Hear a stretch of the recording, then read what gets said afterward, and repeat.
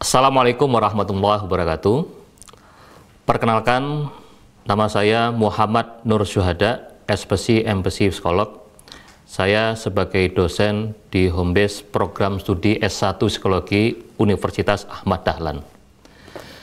Sesuai dengan passion saya sebagai pendidik dalam kerangka Tridharma perguruan tinggi yang ada, saya memilih pengajaran sebagai dharma pilihan utama yang saya kembangkan.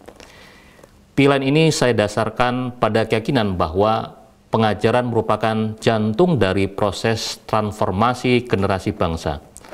Melalui pengajaran, seorang pendidik bukan hanya mentransfer pengetahuan, tetapi juga menumbuhkan karakter, menyalakan semangat belajar sepanjang hayat, dan membentuk cara berpikir kritis yang adaptif yang dibutuhkan mahasiswa untuk menghadapi tantangan di masa depan.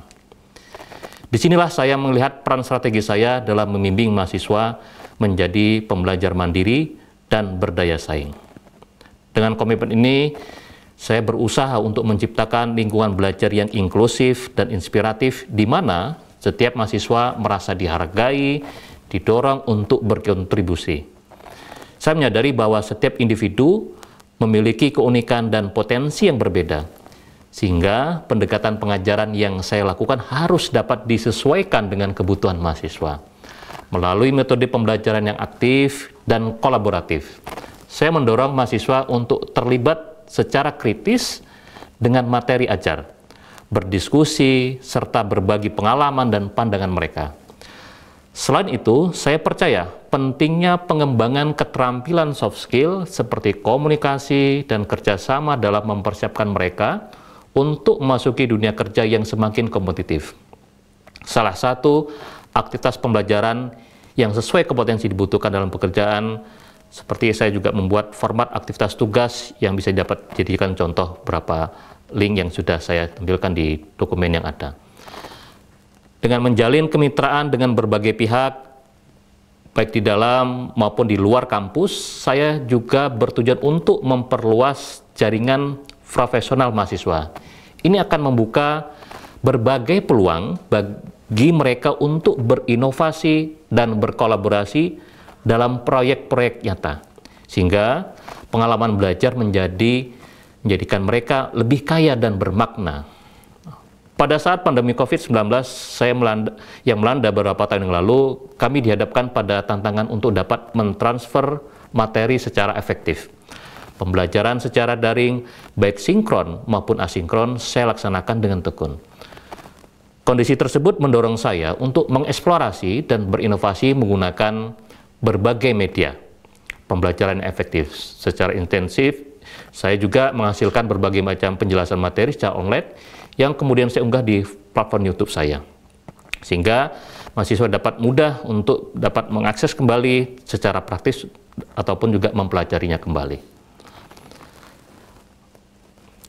Dan saya juga sudah menampilkan juga di dokumen yang ada berkaitan dengan bukti-bukti berkaitan dengan platform media yang sudah saya upload di platform YouTube saya. Nah, implementasi pembelajaran di kampus kami di Universitas Ahmad Dahlan mengadopsi pendekatan Outcome Based Education atau OBE. Rancangan pembelajaran semester disusun sesuai dengan standar OBE. Proses pembelajaran diatur sesuai dengan ketentuan dan regulasi yang telah ditetapkan oleh pemerintah, khususnya Kementerian Pendidikan dan Kebudayaan. Kurikulum yang dirancang juga mencakup standar kurikulum Merdeka Belajar untuk perguruan tinggi yang sudah dijalankan periode sebelumnya.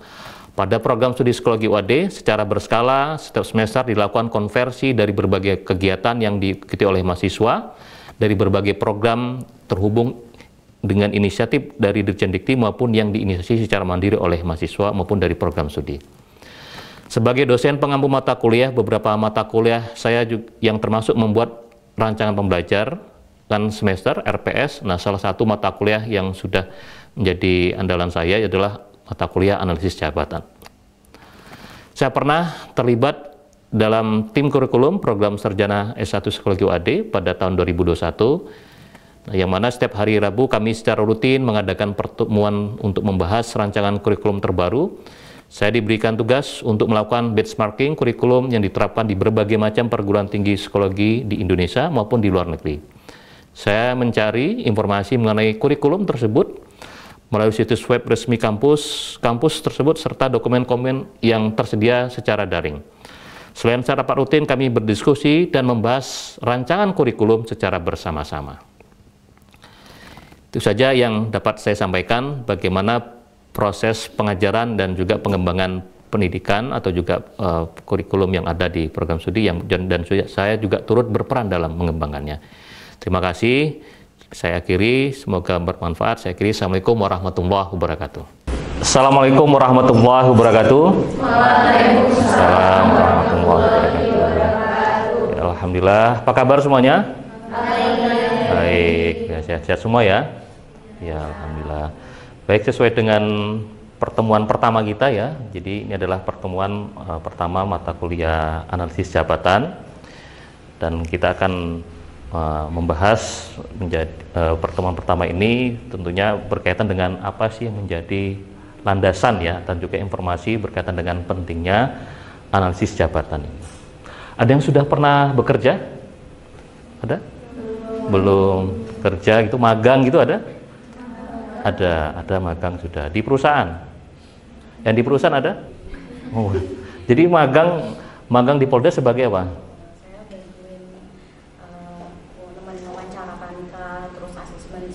Oh, jadi wawancara untuk polisi-polisi. Ya.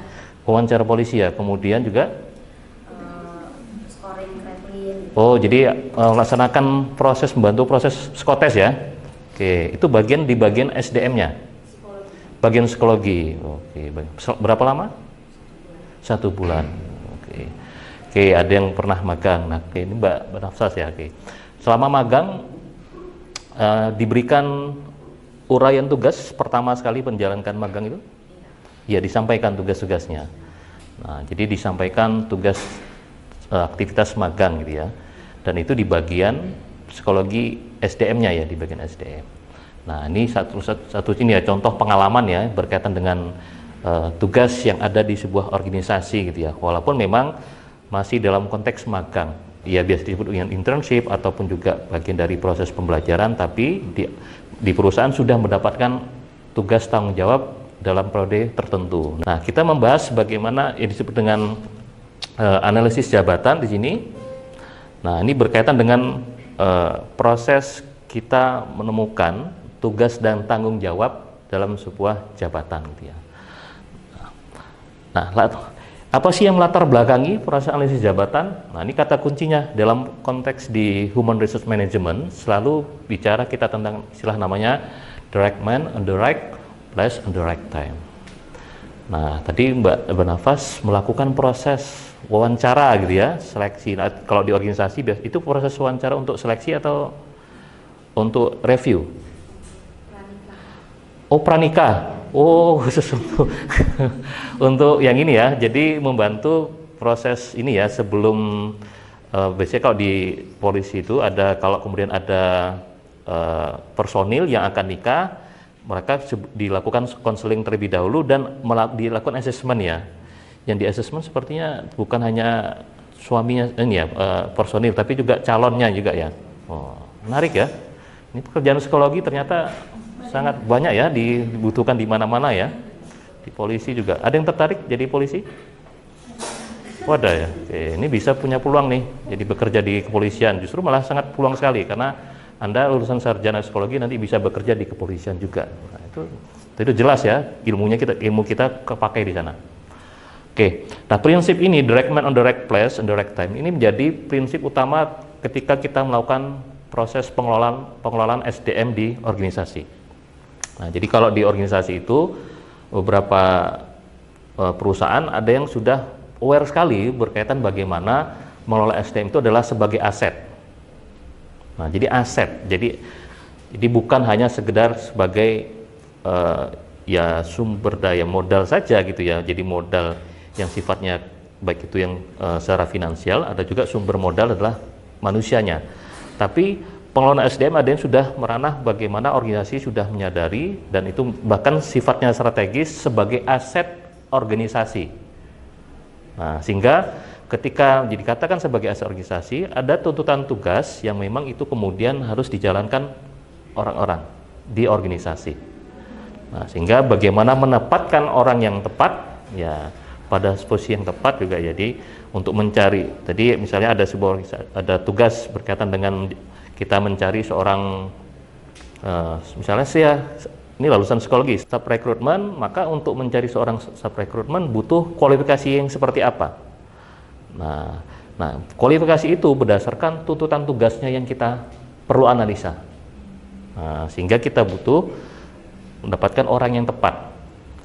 Kalau tugas staf rekrutmen membutuhkan tugas tanggung jawabnya dia melakukan proses seleksi, dia seleksi dan menggunakan alat tes psikologi, maka yang paling tepat untuk menjalankan tugas tersebut sarjana apa? Nah, sarjana psikologi. Nah, sehingga dari tugas-tugas itulah kita menentukan apa saja tugas-tugasnya, sehingga kita sesuaikan dengan juga tuntutan tugas tersebut berdasarkan kualifikasinya juga. Sehingga kita ketemu kualifikasinya apa nih, persyaratannya. Sehingga kalau biasanya dalam proses Anda mencari pekerjaan nanti ngelamar itu ya. Kalau setelah lulus kan Anda ngelamar kerja kan? Atau milih dilamar gitu kan? Milih dilamar. Tapi kalau ngelamar kerja kan biasanya kita cari apa dulu nih, ada lowongan, kemudian di situ biasanya ada lowongan pekerjaan. Syaratnya apa? Misalnya S1, nah S1 apa? Misalnya kalau jabatannya staf rekrutmen S1 psikologi, nah bahkan kemudian bisa menguasai alat tes, apalagi misalnya macam-macam gitu ya, bisa kemudian misalnya komunikatif, dan jadi ada keterampilan-keterampilan yang itu menjadi persyaratan. Nah persyaratan itu, nah itu menjadi munculnya berdasarkan dari tugas tanggung jawabnya. Nah maka dari itu kenapa kita butuh melakukan analisis jabatan, sehingga kita bisa nemu tugas tanggung jawabnya apa secara jelas rinci ya, bahkan sehingga nanti kita analisis spesifikasinya. Oke. Nah, sehingga di sini bagian dari tanggung jawab organisasi ya dalam proses manajemen sumber daya manusia. Nah, jadi melakukan proses ketika mendesain pekerjaan, kita melakukan analisis pada pekerjaan tersebut ya. Sehingga dalam prosesnya inilah nanti dalam proses kegiatan-kegiatan dari human research yang mana sebenarnya saling terkait satu sama lain. Nah dari job design itu sebenarnya turunan awalnya adalah struktur organisasi. Jadi kalau Anda nanti ingin menjadi pengusaha gitu ya, terus buka perusahaan gitu, nah ketika sudah membuka perusahaan itu berarti Anda kan sudah punya visi. Nah, baru yang menjadi pertanyaan, kita mau buat strukturnya seperti apa. Nah dari struktur itulah kemudian kita akan mendesain tugas-tugas tanggung jawab dari struktur-struktur tersebut. Di dalam strukturnya ada jabatan-jabatan yang mana itu kita analisis gitu ya. Nah inilah dari tanggung jawab yang memang kalau secara proses manajemen sumber daya manusia, nah ini banyak. Dan ini kalau dari proses pekerjaan-pekerjaan yang ada di sini, itu banyak lulusan psikologi bisa masuk di situ. Training, ngurusi training gitu ya. Bahkan juga super strategi, human research planning dia. Jadi orang psikologi juga bisa bekerja berkaitan dengan pengembangan organisasi gitu ya. Nah, jadi karena prinsipnya ya selama di situ ada manusia, disitulah ilmu psikologi digunakan. Apalagi di organisasi yang mana proses pengelolaan SDM, maka sifatnya berkaitan dengan pengelolaan SDM kita membutuhkan keilmuan psikologi juga. Nah, kita masuk pada job analisis sendiri. Nah, jadi definisi dari job analisis sebenarnya adalah, jadi job analisis di sini adalah sebenarnya proses ya. Jadi sebagai suatu tata cara. Nah, jadi cara kita menentukan tugas, sifat, suatu pekerjaan gitu ya. Kemudian proses tersebutlah kemudian kita memilih ya, menentukan gitu ya skill dan misalnya skill ataupun pengalaman yang itu menjadi job spec-nya. Nah, ini kata Dessler. Itu juga Mondi ya. Kalau di sini Mondi menyatakan menggunakan kata sistematik. Nah, jadi bertahap gitu ya. Jadi bagaimana kita menganalisis ya. Jadi kalau proses analisis itu kan berarti ada proses yang bertahap sebelum kita menemukan data tersebut gitu ya. Jadi analisis jabatan sebenarnya prinsipnya adalah melakukan riset. Jadi riset kepada di organisasi ya untuk menentukan apa sih yang dibutuhkan tugas tanggung jawab dalam sebuah organisasi tersebut dalam satu posisi-posisi yang ada gitu ya. Nah, sehingga kita bisa tahu tugas tanggung jawabnya, sehingga kita nanti kaitannya dengan ini butuh skill dan pengalaman apa gitu, untuk menjalankan tugas tersebut. Nah, jadi di dalam organisasi di sini job analisis jabatan di sini ya prosesnya adalah sistematis ya, proses bertahap. Nah, sehingga untuk menentukan tugas-tugas tugas tanggung jawab di organisasi dalam sebuah, baik itu bisa kita katakan position ya, ataupun juga job ya, sehingga kita bisa memahami apa saja pengetahuan yang dibutuhkan untuk bisa perform dalam tugas tanggung jawab di sebuah organisasi gitu ya. Nah, jadi kalau di organisasi itu tentunya ada orang yang diberikan, jadi antara ya, kalau posisi itu adalah posisi, misalnya Anda bekerja sebagai seorang staf rekrutmen. Misalnya Banafas bekerja di perusahaan gitu ya, kemudian sebagai staf rekrutmen. Nah, jadi Banafas punya posisi sebagai staf rekrutmen yang diberikan kepada seorang individu. Nah, dan di organisasi staf individu itu punya posisi-posisinya, posisi jabatannya gitu ya, sehingga kita menggunakan bahasanya adalah position yang dimaksud seperti itu. Nah, sehingga posisinya itu yang mana dia memiliki tugas tanggung jawab yang bisa mungkin ya berbeda-beda gitu ya. Ada dalam satu jabatan yang terdiri dalam satu kelompok gitu ya. Misalnya kalau seperti di perbankan gitu ya, biasanya ada bagian marketingnya gitu ya. Marketingnya itu terdiri dari berbagai macam orang. Nah, sehingga dan misalnya kalau lihat dia ditanya posisinya sebagai apa ya, sebagai misalnya marketing, tapi itu ada jabatan yang terdiri dari beberapa orang, yang mana itu misalnya di perbankan itu di sales gitu ya. Nah, ada juga memang beberapa organisasi yang memang secara spesifik tugas tanggung jawab itu dimiliki oleh satu orang saja gitu ya. Misalnya ada sebagai supervisor gitu ya. Nah, supervisor itu adalah ya supervisor produksi ya kan. Nah, supervisor produksi ya satu orang, kecuali mungkin kalau dipecah supervisor produksi biasa di beberapa perusahaan manufaktur ya, misalnya di perusahaan manufaktur yang terdiri dari berbagai macam pabrik misalnya atau beberapa produk, supervisornya beda-beda, tapi bukan supervisor untuk terdiri dari berbagai macam ya, kemudian dia bertanggung jawab untuk bareng-barengan, bukan, tapi posisinya satu, tapi dia bertanggung jawab pada satu lini tertentu. Misalnya kalau di Indofood misalnya ada produknya apa, misalnya untuk makanan yang bahkan mungkin beberapa industri manufaktur itu spesifik hanya satu produk saja yang mereka memproduksi dalam satu pabrik itu gitu ya. Nah, kalau dulu pengalaman saya waktu di Nike itu mereka modelnya per factory 1, 2, 3 gitu ya. Nah, jadi supervisor produksi yang factory 1 itu terdiri dari jenis merek sepatu Nike yang itu misalnya khusus untuk yang sport saja gitu ya. Nah, jadi seperti yang Nike Jordan gitu ya. Jadi termasuk ada satu factory, satu lagi yang khusus woman saja gitu ya. Nah, sehingga spesifiknya jelas dalam satu lingkup itu. Nah, tapi memang sama-sama supervisor produksi, tapi dalam lingkup yang lini yang berbeda. Nah, itu bisa saja gitu ya. Nah, jadi posisi di sini kita pahami seperti itu dalam. Oke. Nah, analisis alur kerja di sini dalam proses pekerjaan di organisasi kita menggunakan prinsip adalah bisnis proses gitu ya. Jadi dimanapun di organisasi pasti ada bisnis prosesnya. Termasuk juga di kampus kita. Kampus kan punya bisnis proses juga. Nah, jadi ketika Anda datang kuliah, proses pembelajaran ini adalah bagian dari activity. Nah, output dari Anda kuliah di kampus UAD ini apa outputnya? Atau kita bicara tentang output dari kampus kita, ya tentunya adalah lulusan dari kampus mahasiswanya. Jadi outputnya adalah Anda setelah lulus itu kan, bagaimana kualitasnya sesuai dengan yang diharapkan. Sehingga proses perencanaannya ini ada di sini. Ya, jadi ada di perencanaannya, di raw inputnya sini. Butuh data informasi apa, ada kurikulum gitu ya. Nah, begitu juga butuh SDM, berarti kan tenaga pendidiknya berkualitas, standarnya seperti apa, itu sudah ditentukan. Nah, untuk mencapai outputnya itu. Nah, sehingga dalam proses alur kerja inilah yang kemudian ketika kita melakukan analisis jabatan, kita pahami dulu bisnis prosesnya. Nah, jadi bisnis proses inilah yang menjadi alasan kita untuk melakukan analisis jabatan. Jadi menjadi acuan.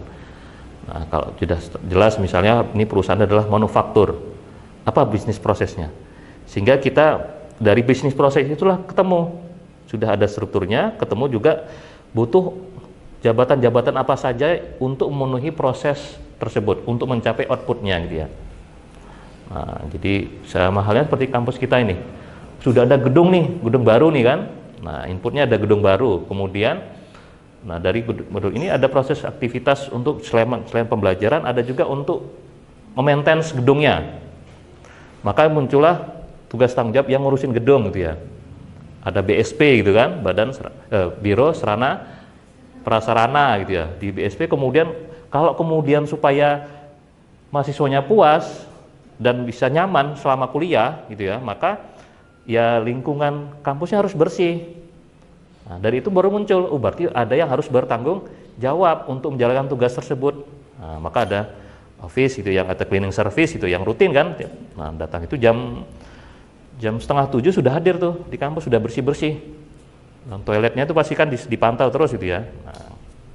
Nah, jadi memunculkan tugas tanggung jawab berdasarkan bisnis prosesnya. Kita perlu pahami dari bisnis proses. Nah, ketika sudah tahu dari alur kerjanya, maka kita coba pahami dulu nih. Apa sih dari fungsi analisis jabatan ini? Oke.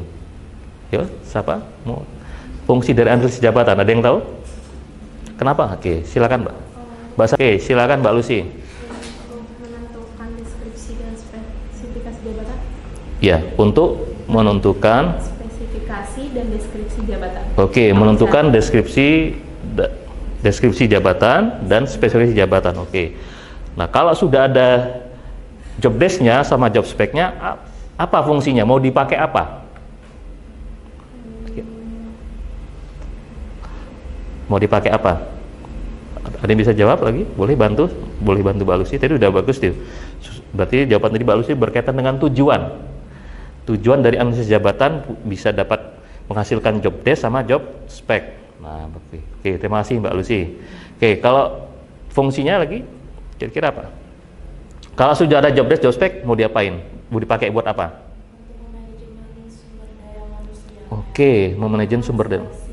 Iya, Mbak Rini Suartini. Jadi untuk memanage sumber daya manusia, bisa buat seleksi sama rekrutmen, apalagi? Ya, pelatihan ya. Nah, ini. Jadi fungsinya banyak. Jadi kalau tanpa ada job desk, organisasi akan mengalami kesulitan atau tanpa arah. Nah, jadi kalau mengadakan kaitan dengan pelatihan gitu ya, tanpa diketahui job desk-nya, job spec-nya gitu ya, ya nanti biasa saja perusahaan bisa boros ataupun melaksanakan pelatihan yang tidak sesuai dengan kebutuhan gitu kan. Dikasih pelatihan-pelatihan yang sebenarnya karyawan tersebut tidak butuh atau tidak sesuai dengan tugas-tugasnya. Nah, sebenarnya kan jadi tidak efisien ya, dan tentunya tidak efektif karena tidak sesuai dengan kebutuhan dari karyawannya ya. Nah, sehingga ketika kita melakukan proses manajemen SDM, manajemen sumber daya manusia, nah ini menjadi penting sekali proses analisis pekerjaan, karena dari inilah tadi seperti disampaikan tadi sama Mbak Lucy tadi, menghasilkan deskripsi pekerjaan sama ya spesifikasi pekerjaan. Nah, ini dari proses yang sudah kita lakukan dari analisis pekerjaan itu. Nah, menghasilkan dua ini, yang mana di dalamnya kita punya data berkaitan dengan pengetahuan, keterampilan, kaitan dengan kemampuan yang dibutuhkan untuk menjalankan tugas tersebut. Nah, yang di dalam dari deskripsi pekerjaan ini muncul tugas, tanggung jawab, dan kewajiban yang harus dijalankan. Nah, dari tugas, tanggung jawab, dan kewajiban ini dianalisis lagi, sebenarnya memunculkan kita menganalisis ini sehingga kita tahu job spec-nya apa saja. Pendidikannya, berarti pengetahuan, di dalamnya pendidikannya untuk memenuhi standar, misalnya contoh tadi untuk staf rekrutmen, staf seleksi, yang mana tugasnya itu ada kaitan dengan menggunakan alat psikotes gitu ya. Nah, pendidikan yang mengajarkan dan bisa menggunakan alat psikotes apa? Iya, sarjana psikologi gitu ya. Nah, misalnya tugasnya adalah ngurusin undang-undang ketenaga kerjaan, ngurusin undang-undang berkaitan dengan pembuatan merek, mendaftarkan merek dari produk dari bisnisnya misalnya. Terus kemudian juga berkaitan dengan izin gitu ya, izin ke. Nah, kalau tugas seperti itu siapa yang bisa mendapatkan dari pendidikan yang memang jelas dan itu diajarkan, bahkan menjadi kewenangan mereka kalau mungkin pada saat berkaitan dengan advokasi gitu ya. Berarti kan sarjana apa? Sarjana hukum gitu ya.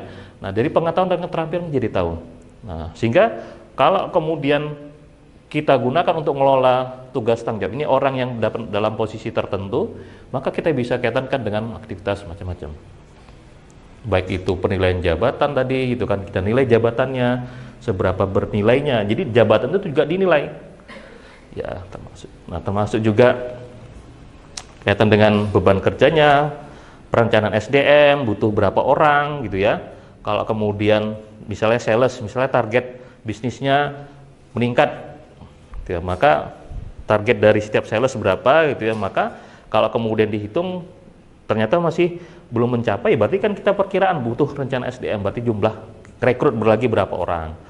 Misalnya kalau target dari produksinya meningkat, maka butuh operatornya berapa orang lagi gitu. Nah, ini bahkan kita bisa tahu nih sampai proses, termasuk juga proses rekrutmen gitu ya, berdasarkan alasan ini kaitan dengan job desk-nya sama job spec-nya juga.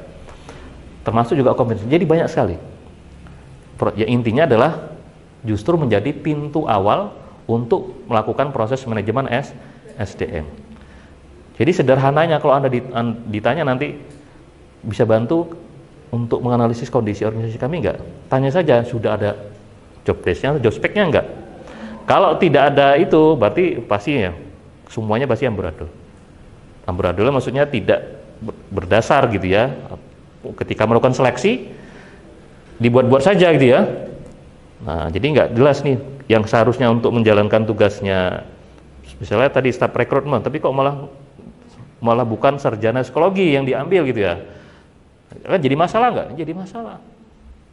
Nah, misalnya ngurusin berkaitan dengan tadi legalitas gitu ya, justru malah rekrutnya sarjana peternakan gitu kan, nah, jadi kan nggak nyambung gitu ya. Nah, itu contoh sederhana. Nah, sehingga kita pahami dari proses inilah kita tahu bahwasannya begitu pentingnya ya fungsi dari analisis jabatan ini. Nah, ini tadi gambaran dari beberapa aktivitas human resource management yang bisa kita pahami ya, yang mana tujuan dari strategic HRM ini atau human resource management ya, jadi untuk mencapai performance dari organisasi. Nah, ini berkaitan dengan aktivitas ini perlu saya sampaikan ya. Jadi mata kuliah kita analisis jabatan tentunya tidak hanya sekedar materi saja, justru ini berkaitan dengan skill. Nah, jadi nanti saya perlu sampaikan nanti dibagi dalam beberapa kelompok dan tugasnya adalah ke lapangan, langsung ke perusahaan, ke organisasi. Nah, secara kelompok nanti melakukan analisis jabatan. Nah, nanti kita tentukan di pertemuan keberapa yang kita sampaikan ya, sehingga pada saat nanti ke lapangan sudah siap semua standby ya. Jadi beberapa pertemuan berikut kita nanti menyiapkan tahapan-tahapan untuk ke lapangan, termasuk juga nanti berkaitan dengan guide wawancaranya gitu ya. Nanti pada pertemuan selanjutnya kita bahas. Oke, itu saja. Nanti kita lanjut pada pertemuan berikutnya dan nanti setelah ini tugasnya dibagi kelompoknya ya, dibagi kelompok. Oke, itu saja. Terima kasih. Semoga bermanfaat. Sampai kembali lagi semoga kita sehat-sehat semua. Saya akhiri. Assalamualaikum warahmatullahi wabarakatuh. Waalaikumsalam warahmatullahi wabarakatuh. Oke, terima kasih, Pak. Oke.